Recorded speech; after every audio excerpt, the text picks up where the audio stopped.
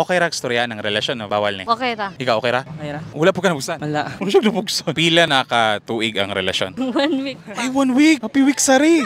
Nganong siya? Mo man akong type then dugay na ako siyang crush. Kabalo ka nga crush kaniya. Dugay ra pod. Na ikaw? Crush ra pod na ako siya. Before pa nga nabalan mo na nga na-crush na kaniya. Pod. Oh, pero gamay ra. So karon ni dako na. Oh, ni dako na. Kasi ganahan ni mo niya. But anon, thank you. Wala mo nagkadayon tungod kay gipagya-pagya ra mo. Ay gipagya-pagya ito. Sunlog-sunlog ra. Mo nagkadayon. I think Murabag giduso sa mga friends. yes. Wapo ka napugsan na ng relasyon na. Wala ra man. Sure ka? Oh, promise. 1 week para ba? Bagoy pa. Bago pa may balik.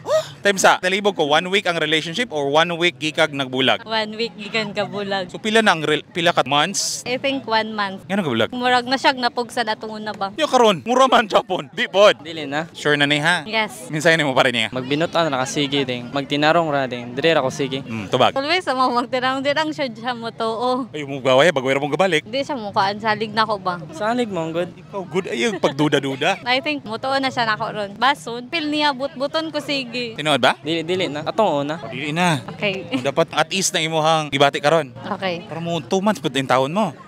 Ay taon mo pagbulag ha. Kay pag post ani bulag na mo, laing kayo. Good luck sa inyong relationship.